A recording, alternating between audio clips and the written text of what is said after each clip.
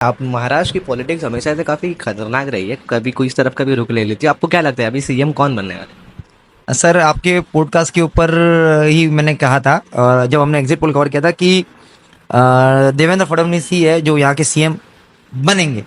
और आज भी अगर देखोगे तो जिस हिसाब से मेजोरिटी भाजपा को मिली है और जो माहौल है फ्रंट रनर के रूप में तो देवेंद्र फडणवीस ही है। हाँ, लेकिन ऐसा हो जाता है कि देखा था कि तीनों ने श्योर कैसे हो कि वही बनने नहीं, देखिए कैसा हो जाता है कि उनमें एक क्षमता है कि गठबंधन के जो लोग हैं, यानी कि शिवसेना, शिंदे गट हो या अजित पवार की पार्टी हो, इन तीनों को साथ में लेकर चल सकते हैं।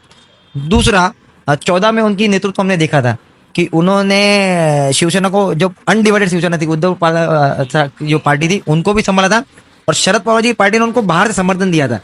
तो सबका तालमेल उन्होंने अच्छा किया था और विकास का जो स्ट्राइक रेट था वो काफी अच्छा था। और दूसरा सबसे बड़ी बात है, देखिए, संघ का उनको सपोर्ट है, आरएसएस का सपोर्ट है। दिल्ली जो केंद्रीय दल है उसमें पीएम हो या गृह मंत्री हो, हमारे सबकी तरफ से उनको उनका समर्थन है। यानी कि संघ का भी साथ है और सरकार का भी साथ है और पब्लिक का भी सहकार है। तो इसकी वजह से शायद उनका ही नाम आगे आ सकता है। और देखा जाए तो पूरे इलेक्शन में, लोकसभा में जैसी हार हुई थी, उन्होंने अपनी नैतिकता जिम्मेदारी स्वीकार के उन्होंने कहा था कि इसी जिम्मेदारी मेरी है। और वो उन्होंने राजीनामा देने की भी अपना राजीनामा भी पेशकश किया था, बट एक्सेप्ट नहीं हुआ। तो उन्होंने कहा था कि मैं अपना पूरा ध्यान विधानसभा पे कॉन्सेंट्रेट करूंगा और उन्होंने उस हिसाब से मेहनत भी की। तो उनके नेतृत्व में बीजेपी ने शानदार प्रदर्शन किया, तो डेफिनेटली सबसे पहला उनका ही होता है करके। लेकिन जिस हिसाब से सीटें अच्छी आ जाती है तो हर किसी को एक उम्मीद होती है, हर किसी के कार्यकर्ताओं को होता है कि उनकी पार्टी का आदमी सीएम बने। तो जिस हिसाब से हमने देखा था कि दिल्ली में अमित शाह की जो बैठक हुई थी, बैठक के बाद में जो फोटोग्राफ्स आए थे तो उसमें कुछ बॉडी लैंग्वेज जो थी नेताओं की, वो एक पॉजिटिवली नहीं थी। उसके बाद में ऐसा था कि अमित शाह जी के साथ जो बैठक हुई थी उसके बाद में तीनों नेता, यानी कि अजीत पवार जी, एकनाथ जी शिंदे और देवेंद्र फडणवीस जी, तीनों मुंबई में एक बैठक करने वाले थे और बैठक के बाद में और सीएम का नाम डिक्लेयर करने वाले थे। लेकिन अचानक से शिंदे साहब सतारा चले जाते और वहां पे वो बहाना बहाना तो नहीं बोल सकता, वो बोल रहे थे कि 105 डिग्री उनको बुखार था और बुखार के कारण वो किसी से मिलना नहीं चाहते। और पूरे महाराष्ट्र ने देखा कि एकनाथ शिंदे एकदम कर्मठ नेता है, वो एकदम कर्मठ कार्यकर्ता भी है पार्टी के। बुखार वगैरह चीज जो है उनकी कार्यक्षमता पे उनको रोक नहीं सकती। तो ये एक प्रेशर पॉलिटिक्स हम बोल सकते हैं कि पार्टी पे प्रेशर पॉलिटिक्स जो है, दबाव तंत्र बनाने का प्रयास किया जा सकता है। लेकिन जहां तक हो सकता है शायद 1-2 दिन के अंदर क्लियरिफाई हो जाएगा। क्योंकि क्या होता है कि अगर जो डिले होना है, मैं समझता हूँ डिले होने का रीजन ये हो सकता है कि जब आपने देखा होगा कि पिछले 5 सालों के अंदर जिस हिसाब से महायुति वापस सरकार में आई थी 2.5 साल में, जो पोर्टफोलियो का बाइफर्केशन होना था वो बहुत लेट हुआ था। मतलब जो लोगों को खाते दिए गए थे, मतलब मंत्री पद, वो देने में बहुत देरी हुई थी। तो शायद पहले ही ये डिसाइड हो जा रहा है, करना चाहते हैं कि तीनों पार्टियों में कितने खाते जाएंगे, कौन सा खाता किसको जाएगा। ये डिसाइड होने के बाद, एक मेजोरिटी बनने के बाद ही वो सरकार स्थापन करेंगे और फिर सीएम का फिर डिक्लेयर करेंगे। मेरे ख्याल से यही हो सकता है। तो ऐसा लग रहा है कि 45-46 के आसपास में कैबिनेट के मंत्री रहेंगे।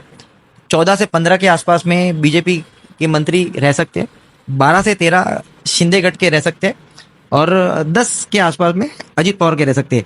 अब जो देरी हो रही है कि जो पावरफुल पोर्टफोलियो वाले मंत्रालय है, जैसे गृह मंत्रालय हो गया, नगर विकास हो गया, अर्थ मंत्रालय हो गया, ये किसको जाएगा, इसके लिए खींचतान हो रही है।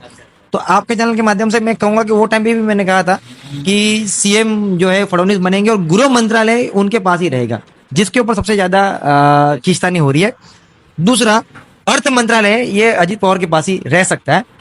हाँ, पीडब्ल्यूडी नगर विकास जो है ये शायद शिंदे गट के पास आ सकता है। एक और चीज है जिसके ऊपर लोग बोल नहीं रहे कि विधानसभा के अध्यक्ष, जो कि एक बहुत बड़ा पद होता है, और आपने देखा होगा कि 5 साल के अंदर जो शरद पवार की पार्टी टूटी, उद्धव बड़ा साहब ठाकरे की पार्टी टूटी, व्हीप किसका चलेगा किसका नहीं चलेगा, इसके ऊपर जो विधानसभा के अध्यक्ष की जो भूमिका थी ना, वो बहुत महत्वपूर्ण थी। तो बीजेपी शायद इसके ऊपर कॉम्प्रोमाइज करना नहीं चाहेंगी। तो शायद हो सकता है कि शिंदे जी विधानसभा अध्यक्ष के लिए भी आग्रही रहेंगे। तो कहीं ना कहीं उसके लिए भी ये शायद डिले होता होगा, बीजेपी शायद वो छोड़ना नहीं चाहते होगी। ये चीज को लेके भी शायद ये डिले प्रोसेस हो सकता है। दूसरा, एक आखिरी रीजन मैं ये बताऊंगा कि बीजेपी का आप इतिहास देखोगे, जब जब बीजेपी ने क्लियर मेजोरिटी होने के बाद अगर 7-8 दिन लगाए हुए, एक आध हफ्ता लगाया हुआ है सीएम डिक्लेयर करने में, तब तक बीजेपी ने एक नया चेहरा देके लोगों को चौंकाया। एग्जाम्पल के रूप में देवेंद्र फडणवीस का ही ले लो। 2014 के अंदर बीजेपी ने अच्छी सीटें पाई थी। शरद पवार जी की पार्टी ने तब बाहर से बीजेपी को समर्थन दिया था और बीजेपी ने सरकार स्थापित की। सबसे पहले चर्चा में जो नाम थे वो नितिन गडकरी का था, पंकजा मुंडे का था, विनोद तावड़े जी का था। लेकिन डायरेक्टली सरप्राइज भी 7-8 दिन के बाद में देवेंद्र फडणवीस का चेहरा सामने आता है, लोगों को सरप्राइज किया। सेम चीज आप यूपी में देख लो। यूपी में 2017 में जब इलेक्शन हुआ था, 7-8 दिन हो गए थे, बीजेपी ने चेहरा डिक्लेयर नहीं किया था। लोगों को लग रहा था कि मनोज सिन्हा या केशव प्रसाद मौर्य ये हो सकते, लेकिन अचानक से योगी जी सामने आ गए। सेम चीज आप ओडिशा के अंदर देखोगे। ओडिशा के अंदर मोहन माली जी का चेहरा एक आदिवासी चेहरा के रूप में सीएम के रूप में आया, जबकि वहां 7-8 दिन से नाम धर्मेंद्र प्रधान का चल रहा था। सेम चीज आप मध्य प्रदेश में ले लो। मध्य प्रदेश के अंदर शिवराज जी चौहान का नाम जो था, चौहान जी का नाम आगे था। यहाँ पे भी बीजेपी ने डिले की और अचानक से मोहन यादव का नाम सामने आया। सेम चीज आप उत्तराखंड में देख लो। उत्तराखंड के अंदर भी बीजेपी को क्लियर मेजोरिटी मिली थी। यहाँ पे जो नाम चल रहा था वो भगत सिंह कोश्यारी का चल रहा था और रमेश पोखरियाल का चल रहा था, लेकिन अचानक से त्रिवेंद्र सिंह रावत का नाम आ जाता है।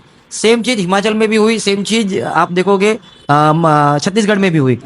तो आप एग्जाम्पल देखोगे, बीजेपी ने जब भी क्लियर मेजोरिटी के बाद में भी अगर 8-10 दिन लगा है तो बीजेपी ने एक नया चेहरा देख के लोगों को सरप्राइज किया है। तो अगर आने वाले 1-2 दिन के अंदर अगर बीजेपी नया चेहरा अगर दे तो सरप्राइज होने की बात नहीं, ये बीजेपी का इतिहास रहा है। लेकिन जहां तक ज्यादा तक देखा जाए तो मुझे लग रहा है कि शायद देवेंद्र फडणवीस के नाम पे सहमति बन जाएगी यहाँ पे। अब इनसे एक आखिरी क्वेश्चन ये करूंगा आपसे कि आप जब से पैदा हुए महाराष्ट्र में रह रहे हो, तो आपको फेवरेट सीएम कौन रहा है? देखिए, ऐसे देखा जाए तो जब से समझदार हुई है तो मैंने देखा है कि मैंने कांग्रेस के भी सीएम देखे, मैंने शिवसेना के भी सीएम देखे और मैंने बीजेपी के भी सीएम देखे।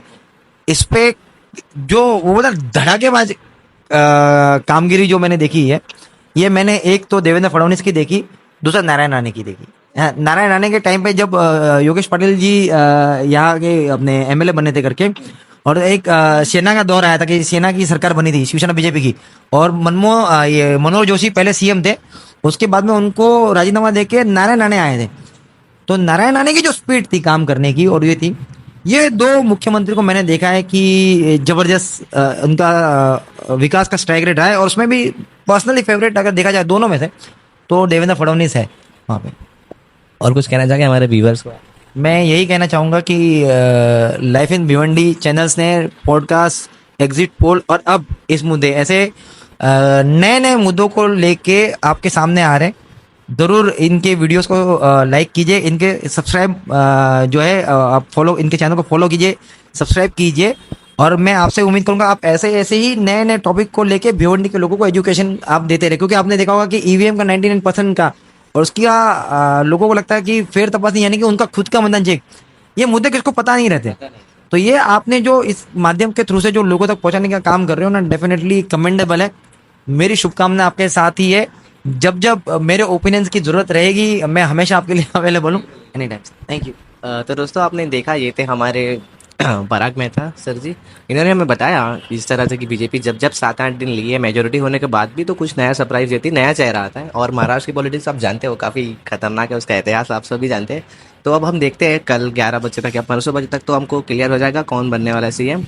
तो उम्मीद करता आपको वीडियो पसंद आया होगा, और अगर वीडियो पसंद आया तो लाइक कीजिए, शेयर कीजिए। और आपको इस तरह के न्यू कंटेंट आपको सिर्फ LIV भी मिलने वाले हैं, तो मेक श्योर आप इसको सब्सक्राइब करें और शेयर करें। तो दोस्तों थैंक्स फॉर वॉचिंग, और थैंक यू सर आपका हमारे साथ बात करने के लिए।